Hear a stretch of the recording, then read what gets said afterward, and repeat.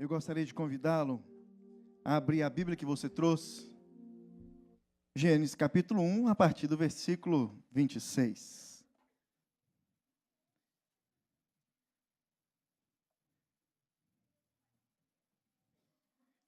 E hoje eu vou ler com você. Você pode acompanhar na televisão se você quiser, mas eu vou ler com você uma versão, a mensagem. As crianças até 5 anos, 6 anos, vocês podem subir para a salinha de vocês, no nome de Jesus. Amém? Antes de lermos o texto, Deus faz umas coisas assim, bacana, no ministério da gente. E uma das coisas, um dos mimos que Deus faz, dos presentes de Deus para a gente, é quando uma pessoa entende a mensagem que você prega. Isso é bacana demais, gente. Imagina você conversando, falando e ninguém entendendo nada, não é? Nós estamos falando sobre propósito. Domingo passado celebramos a ceia e no momento da ceia eu mencionei que é um privilégio participar da ceia. A ceia ela não é da igreja, a ceia é de Jesus, é para que possamos lembrar de tudo aquilo que Jesus fez por nós.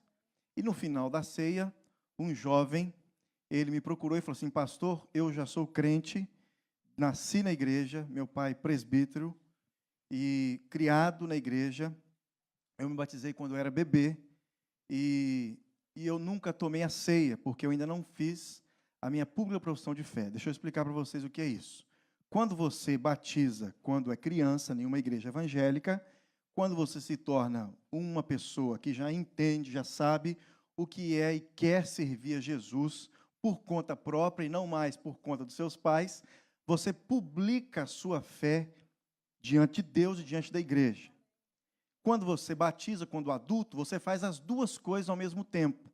Você vem na frente da igreja, não é nada em secreto, ou você vai num lago, igual a gente faz, ou numa piscina, num batistério, você se batiza e você publica a sua fé diante da igreja, diante de Deus. Não é assim que acontece quando você cresce?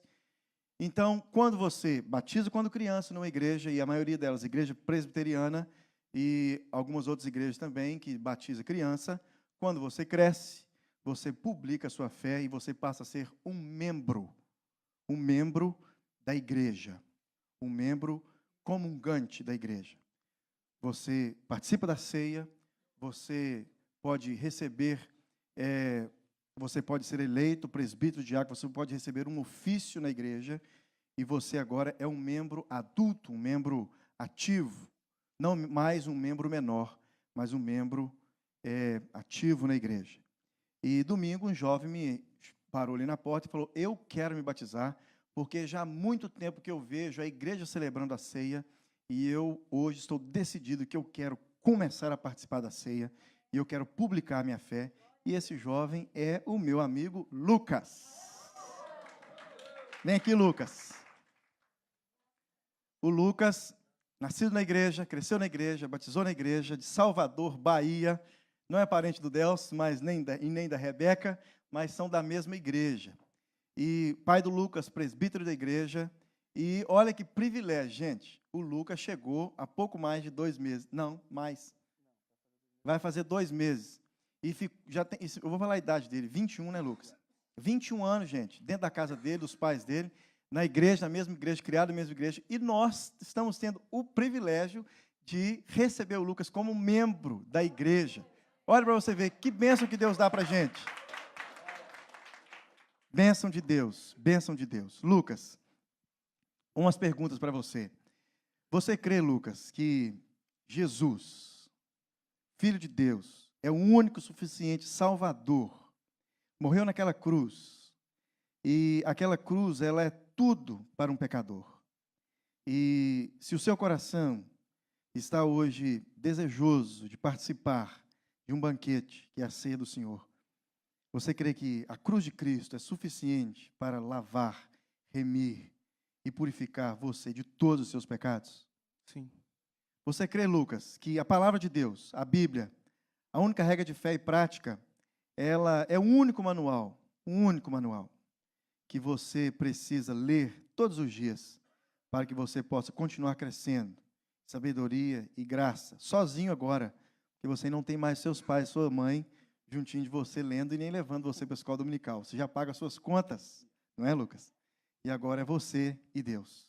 Então a Bíblia é sua melhor amiga a partir de agora. Você crê que a Bíblia ela é suficiente para conduzir você a caminhar cada vez mais perto do Senhor Jesus? Sim. Você crê, Lucas, que a igreja, esse povo bacana que você está vendo aqui, povo bonito, ele, a partir de agora, eles vão ser a sua, já são, mas a sua nova família. E por onde você caminhar, você carrega o nome dessa igreja. Não da igreja visível, vida nova apenas, mas da igreja invisível de Deus. Essa igreja que está dentro de você. Você crê que a igreja, ela pode e vai ajudar você a caminhar, e você também irá ajudar essa igreja a caminhar cada vez mais parecida com o nosso Senhor Jesus? Sim. Lucas, é com muita alegria que nós recebemos você como membro da igreja. É com muita alegria, Lucas, muita alegria, que nós vamos entregar para você hoje, pela primeira vez. Hoje não é domingo de ceia, foi domingo passado, mas você não pode esperar até domingo que vem. É muito domingo para frente ainda. Então hoje você vai celebrar a ceia em particular. A ceia só para você hoje. Em nome de Jesus. Foi preparada por mim, tá, Lucas? Uma ceia só para você. Vamos orar pelo Lucas, gente? Vocês podem ficar de pé, estender as suas mãos, enquanto nós oramos pelos elementos, o pão e o vinho.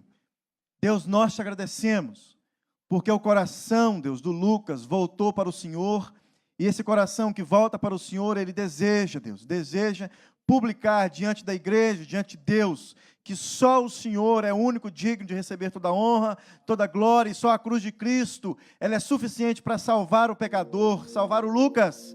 E também, Deus, nós cremos como igreja, e com Lucas, Deus, declarando na nossa frente como igreja, que a palavra de Deus, o livro sagrado, a Bíblia, é a nossa única regra de fé e prática, e precisamos ler e praticá-la todos os dias.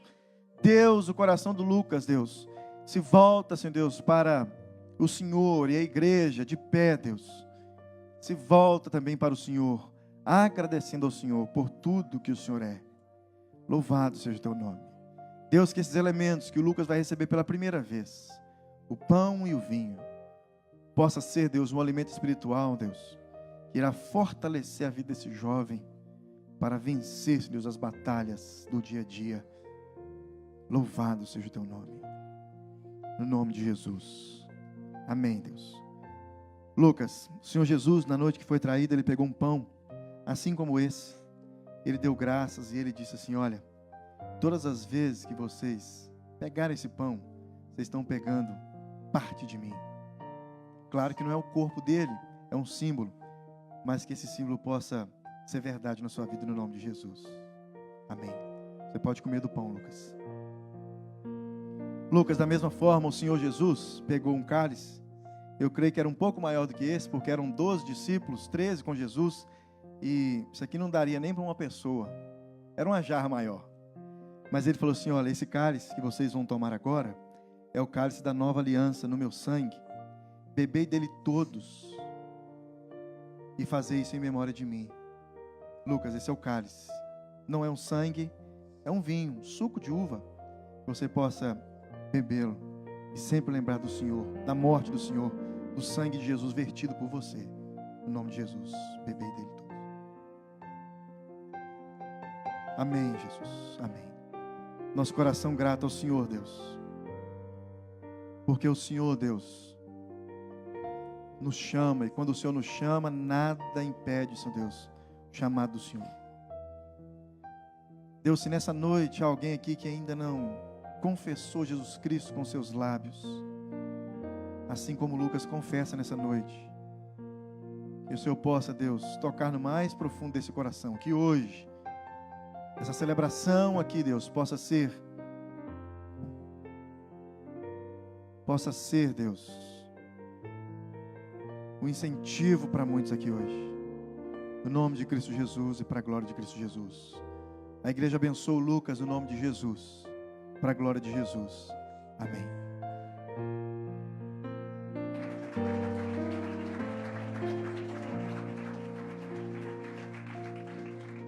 Amém, meus irmãos? Obrigado por vocês terem ficado em pé até agora. Agora vocês podem se assentar. Gênesis, capítulo 1, a partir do versículo 26, na Bíblia Mensagem, um pouco diferente dessa que você tem na sua mão, e talvez dessa que vai aparecer na tela, mas você preste atenção. Diz assim, olha, Deus disse, façamos os seres humanos à nossa imagem, de forma que reflitam a nossa natureza, para que sejam responsáveis pelos peixes do mar, pelos pássaros do ar, pelo gado e, claro, por toda a terra, responsável por toda a terra, por todo animal que se move na terra.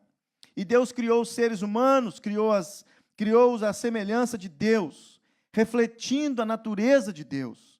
Ele os criou macho e fêmea.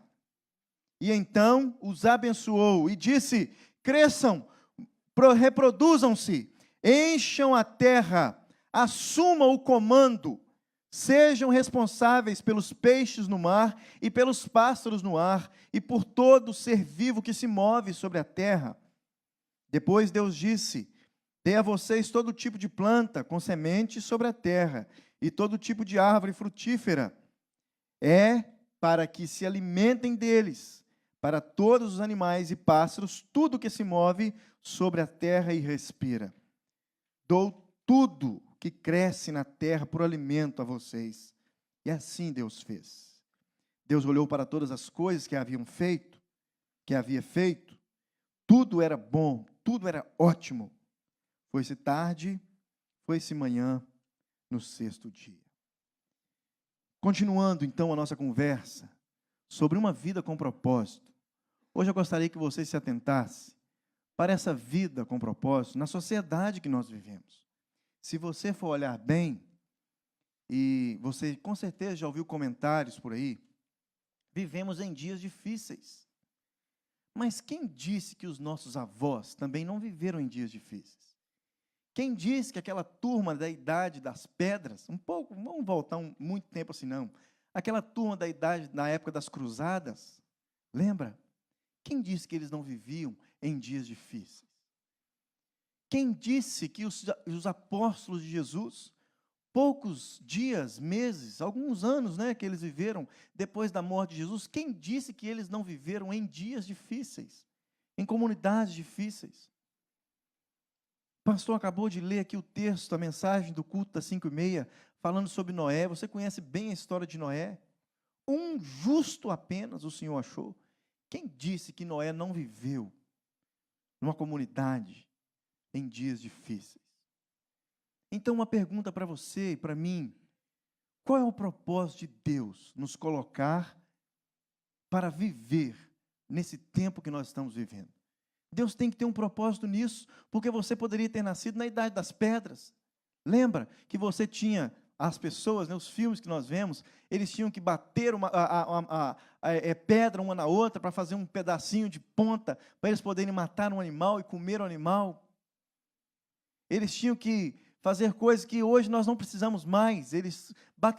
Quem disse que talvez eles deveriam viver nesse tempo e nós naqueles? Olha o que Deus faz. Deus, um plano soberano, trouxe você para viver hoje, século 21, 2018, terminando o ano de 2018, e você está aqui, vivendo nesse período, nessa época da história da humanidade. Propósito de Deus para mim e para você. Então, como viver numa sociedade dessa? Nós falamos sobre o planejamento de Deus, nós somos planejados para agradar a Deus, nós somos formados para fazer parte da família de Deus, nós somos criados para nos tornarmos, hoje nós vamos ver, nós somos criados para nos tornarmos semelhantes a Cristo, moldados para servir a Cristo e feito para uma missão. Nós somos feitos para uma missão. E essa missão, o principal dessa missão é nos tornarmos semelhantes a Jesus. É o que você vai ver comigo hoje.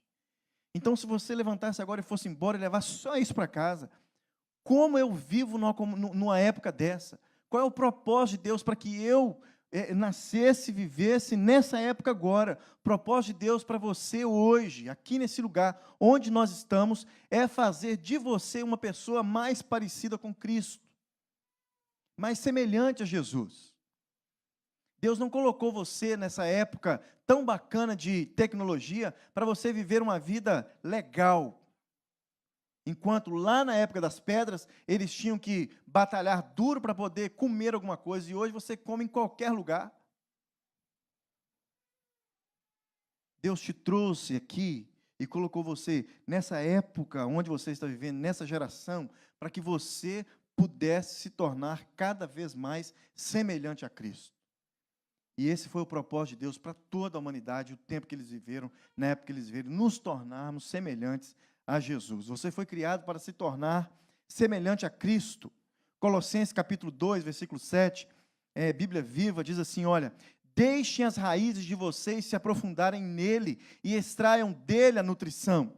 Cuidem de continuar a crescer no Senhor e tornem-se fortes e vigorosos na verdade.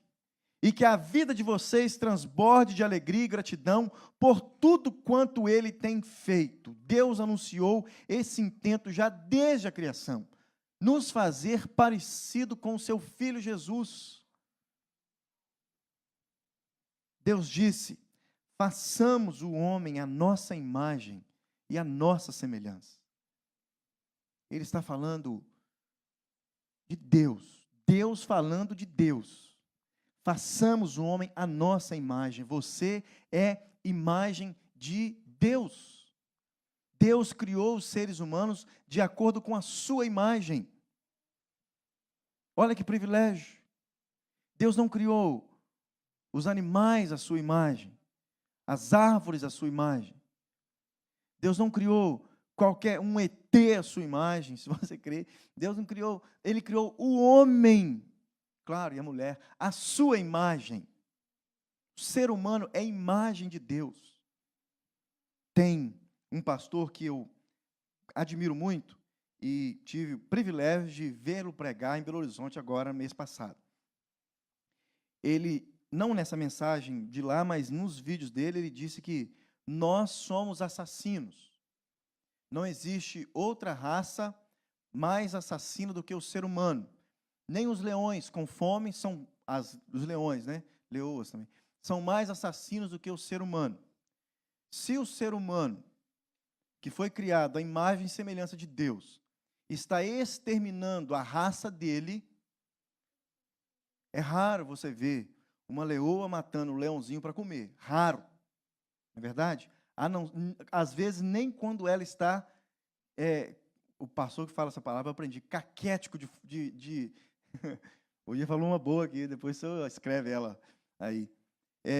Nem quando ele está caquético, a leoa, ela não come o filhote dela. Mas os seres humanos, eles comem uns aos outros. Nós assassinamos uns aos outros. Nós matamos uns aos outros. Por pouco menos do que uma fome. Assassinos. Imagem e semelhança distorcida de Deus, assassinos. E Deus nos criou a sua imagem e semelhança, ele disse, como assim, pastor? Imagem e semelhança de Deus assim como Deus ele nos criou, seres espirituais. Nós somos seres imortais. Mas como assim, pastor? É imortal. Você vai morrer aqui, esse corpício aí vai morrer, vai virar pó, mas você será imortal no inferno ou no céu. Imortalidade, fomos criados à imagem de Deus, somos intelectuais, podemos pensar e solucionar problemas, ou seja, imagem e semelhança de Deus. Como Deus, somos seres relacionais, podemos dar e receber amor verdadeiro. Deus, um ser relacional, ele diz, olha, façamos o homem à nossa imagem, ou seja, não estou sozinho aqui, nós somos mais aqui. Deus Pai, Deus Filho, Deus Espírito Santo, ser relacional, assim como nós, Deus nos criou. Somos dotados de consciência moral, discernimos o certo e o errado. A Bíblia diz que todas as pessoas, e não apenas os cristãos, detêm parte da imagem de Deus, mas a imagem foi danificada, retorcida pelo pecado. Costumamos dizer que, como um espelho, você pega aquele espelho bonito que você comprou no IKEA, grande, porque ninguém compra espelho pequeno hoje mais, não é? E algumas aí compram, até aqueles que tem lá um negócio diferente, lá em casa tem dele, que você chega perto, você fica grandão para ver, para fazer maquiagem, né, Beth? Imagine esse espelho sendo deixado numa casa, numa parede, por décadas. 180 anos depois, você volta nessa casa e você olha para aquele espelho, aquele mesmo que você costumava ver aos domingos antes de sair para a igreja, fazendo a sua maquiagem. Você olha para esse espelho, você não consegue se enxergar. Por quê? Cheio de poeira. Não é verdade? Cheio, lotado de poeira. E você não consegue se ver no espelho. Continua sendo espelho. Mas você não consegue se ver no espelho porque ele está cheio de sujeira. E o que você tem que fazer? Pegar um pano úmido e limpar o espelho. Para que você possa novamente se ver no espelho. Isso é a cruz de Cristo. Uma analogia da cruz. Sem a cruz de Cristo, somos como um espelho cheio, somos como pessoas olhando para um espelho cheio de poeira. Não conseguimos nos ver, não conseguimos ver a nossa imagem. A imagem não reflete. Pare e preste atenção numa pessoa que ainda não caminha com Jesus.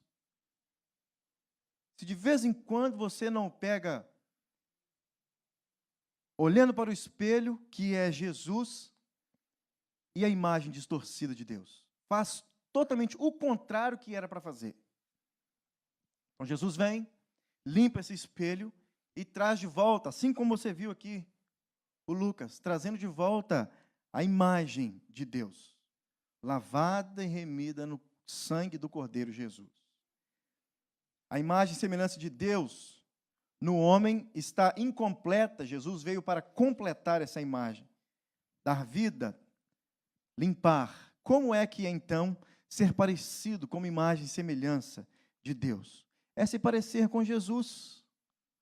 Ser imagem e semelhança de Deus, mas eu não sei quem é Deus, mas Jesus, ele reflete a imagem e a semelhança de Deus. Colossenses capítulo 1, versículo 5, ele é a imagem exata, ele é a imagem exata de Deus. A Bíblia traz umas palavras que às vezes nós não usamos muito ela no português em determinadas frases, mas olha como que ele diz a respeito da imagem de Deus que é Jesus. Ele é a imagem exata de Deus. Então nós temos que parecer mais com Jesus. Aí você fica se perguntando, mas como assim se parecer com Jesus? É simples.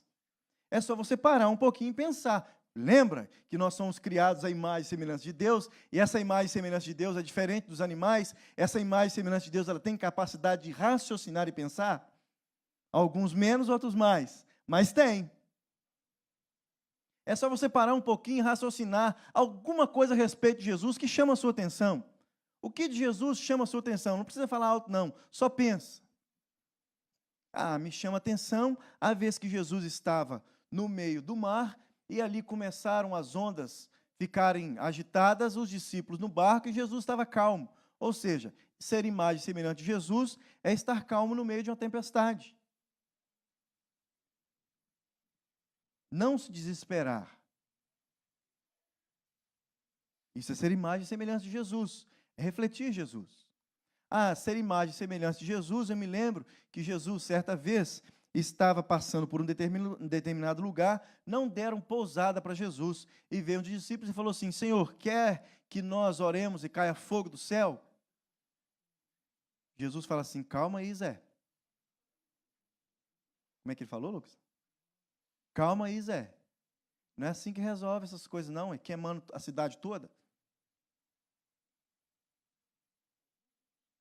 Imagem e semelhança de Jesus.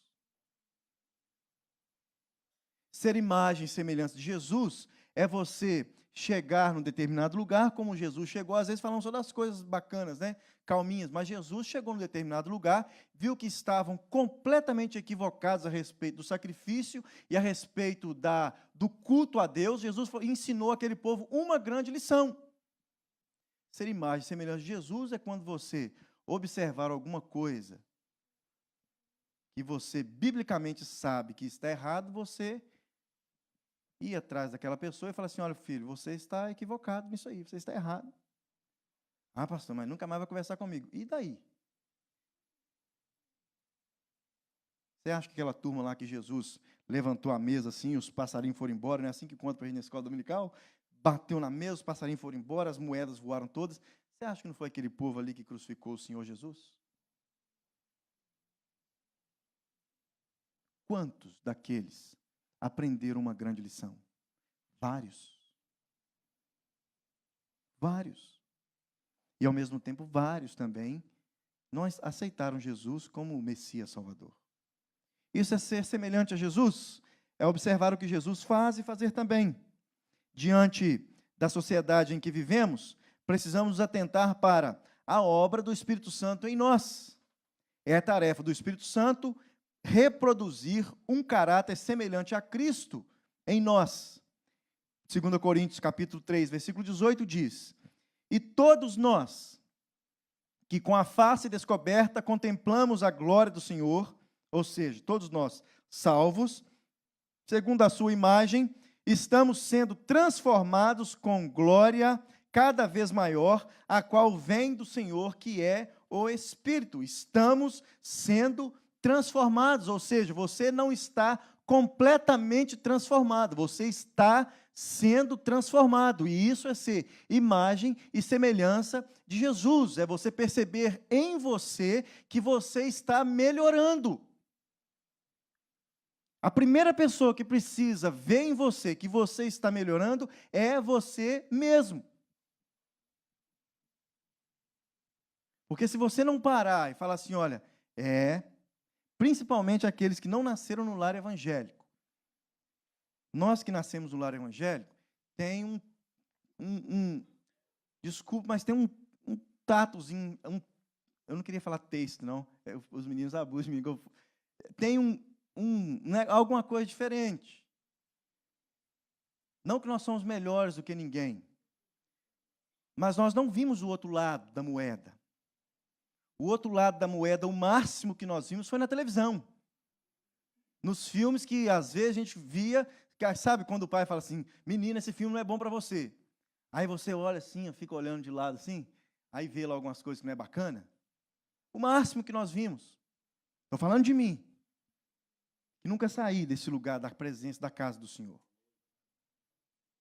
Então, para nós, para vocês que não nasceram no lar evangélico, para mim também, eu preciso ver que eu estou melhorando. Coisa que eu fazia antes, não faço mais. Coisa que eu falava antes, não falo mais. A maneira como eu reagia antes, eu não reajo mais. Estamos sendo transformados. Aí você chega numa igreja, essa famosa história que o pastor conta aqui. O cidadão virou para o outro e falou assim, vamos na minha igreja. Aí falou assim, na sua igreja eu não vou. Na sua igreja é cheio de crente safado. O gente boa virou e falou assim, pode ir lá, cabe mais um. Mas é isso mesmo. É isso mesmo. Nós somos pessoas sendo transformadas. E se eu e você não nos atentarmos para isso, se nós não olharmos primeiro para dentro de nós, nós não ficamos em lugar nenhum, igreja nenhuma. Porque você sempre vai encontrar alguém que está menos transformado do que você, ou está mais transformado do que você, ou está no mesmo nível do que você, mas encontrou alguma coisa a mais e está vivendo uma vida cristã, talvez a mais, uma vida cristã a menos, e você fica chateado com aquela pessoa. Não é possível que fulano, crente, está fazendo isso, vou sair daquela igreja. Já pensou se você fosse sair de todas as igrejas que você entrasse? Então, o que nós precisamos? Reconhecer que somos imagem e semelhança de Deus, aqueles que já entregaram o coração para Jesus, imagem agora sendo transformada, e aqueles que ainda não entregaram o coração para Jesus, imagem ainda distorcida que pode ser transformada.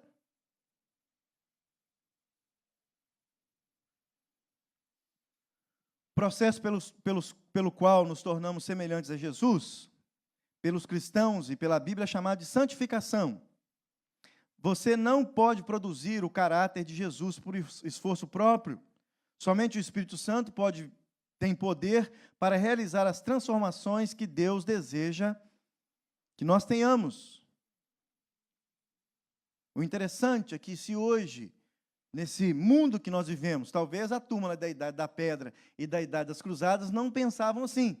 Mas se hoje mencionarmos que estamos à busca do poder do Espírito Santo de Deus, a pessoa que está do seu lado, talvez um próprio crente, vai falar assim: você está maluco, rapaz?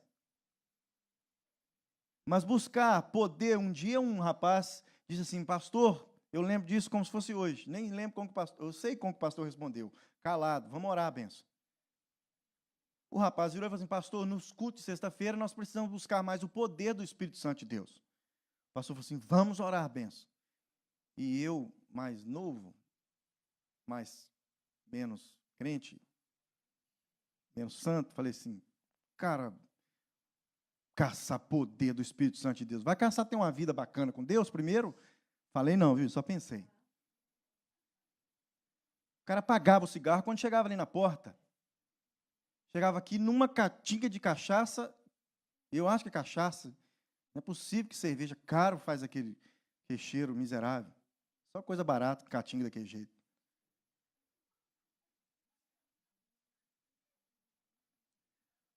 Hoje, quando falamos do poder do Espírito Santo de Deus, o que vem na cabeça de milhões, milhões e milhões de crentes é alguma coisa poderosa para que eu tenha nas minhas mãos, para que eu possa usar a hora que eu quiser. Quem fazia isso era Jaspion, gente. Os mais antigos aí, ó. Spectroman. Ô, Paulo Afonso, lembrou aí agora? Levei você lá agora na TV, como é que chama? Manchete. Spectroman, gente, que tinha poder a hora que quisesse. Poder do Espírito Santo é para você parecer mais com Jesus. E quando você parece mais com Jesus, Deus realiza os propósitos dele na sua vida. E quando Deus realiza os propósitos dele na sua vida, grandes milagres podem acontecer. Aí sim chamamos de poder que vem do alto. Poder que vem do alto. 3 coisas a fazer para nos tornarmos semelhantes a Cristo. Primeiro, abandonar nossa antiga maneira de agir. Efésios 4:20. 2, mudar nosso pensamento. Realmente uma metamorfose. Lembra aí da primeira série que você estudava sobre a metamorfose? Lembra? Que passavam não, né? Mostrava foto de uma borboleta, um casulo se transformando, uma lagarta se transformando numa borboleta, e você falava assim: uau! É isso que é parecer com Jesus. Metamorfose. É você mudar os seus, nós mudarmos os nossos pensamentos. Pensamentos de paz e não de mal. Para então desejar um fim proveitoso.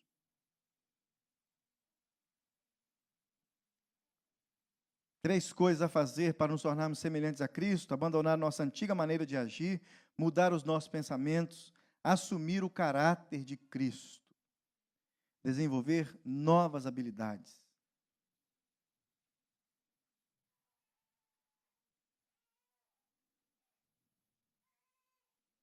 E isso é uma obra em construção, que ainda não se completou. Nos tornarmos semelhantes a Cristo é uma obra em construção. Mas o bacana dessa obra em construção, Francisco, é ver que todos os dias tem pedreiro e servente trabalhando nela. É. Todos os dias observar pedreiros e serventes trabalhando nessa obra. Se não cresce mato na obra, não é verdade?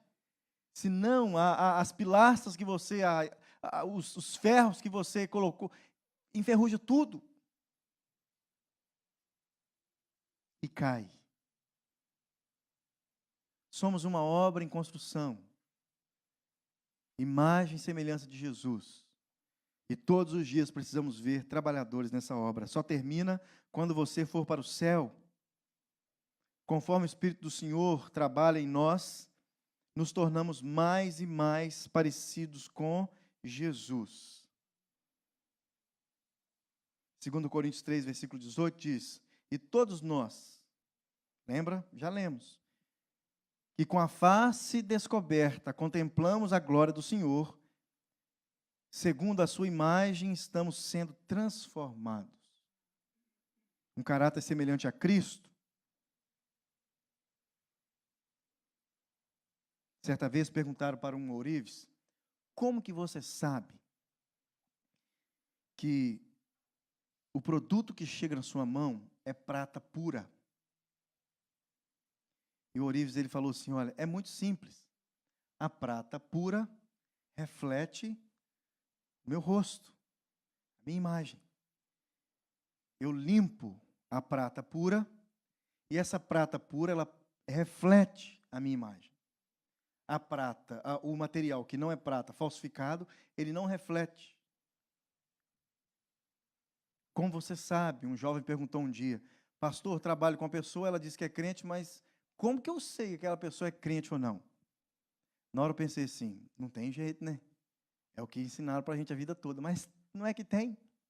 Você não sabe se é salvo ou não. Se é crente, é salvo, né? Você sabe se é salvo, sim. Se reflete a imagem de Jesus, com frequência. Se você vê trabalhadores trabalhando nessa obra o tempo todo, servente, pedreiro, engenheiro, se você vê arquiteto ali o tempo todo trabalhando naquela obra, se você vê mudança de vida, se você vê palavras que falavam e não falam mais, se você vê arrependimento, se você vê pedido de desculpa, se você vê que aconteceu alguma falha e a pessoa vem e pede desculpa para você, se você vê realmente a imagem de Jesus naquela pessoa. Olha que interessante. Não houve outra forma cristã de viver e nem existirá neste século e nem no vindouro.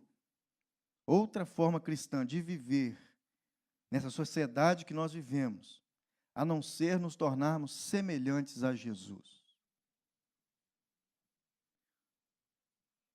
Pode estar mais difícil, pode estar mais complicado, pode ser mais penoso viver hoje, pode ser mais apertado, pode ser isso e aquilo, mas o objetivo, o propósito final de Deus na sociedade que todos viveram foi tornar pessoas semelhantes a Jesus. Esse é o propósito de Deus para que nós possamos viver bem na sociedade que nós vivemos. Quando nos tornamos semelhantes a Jesus, Romanos 8, 28, todas as coisas cooperam para o bem. Então não existe sociedade melhor e pior do que a outra. Não existe país melhor ou pior do que o outro. Quando nós nos tornamos semelhantes a Jesus, independente de onde nós estamos, todas as coisas cooperam para o bem. Quando nos tornamos semelhantes a Jesus, Deuteronômio 31, versículo 6, somos fortes e corajosos e não ficamos apavorados. Não importa onde você vive, não importa o tempo que você está vivendo, não importa o país, a cidade, a situação que você vive, quando nós buscamos nos tornar cada vez mais semelhantes a Jesus, somos fortes e corajosos e não ficamos apavorados. Deuteronômio capítulo 31, versículo 6. Quando nos tornamos semelhantes a Jesus, 1 Crônicas 28, 20. Colocamos as nossas mãos no trabalho e não desanimamos. Quando nós buscamos nos parecer mais com Jesus, colocamos as nossas mãos no trabalho e não desanimamos. 1 Crônicas 28, versículo 20. Então, diante de tudo isso, qual o nosso propósito em viver na sociedade que nós vivemos? Qual o seu propósito de vida hoje? Você viu na primeira mensagem que propósito de vida, propósito entre eu e Deus, é para que eu pudesse conhecer melhor o meu Senhor e eu pudesse viver a vida que Deus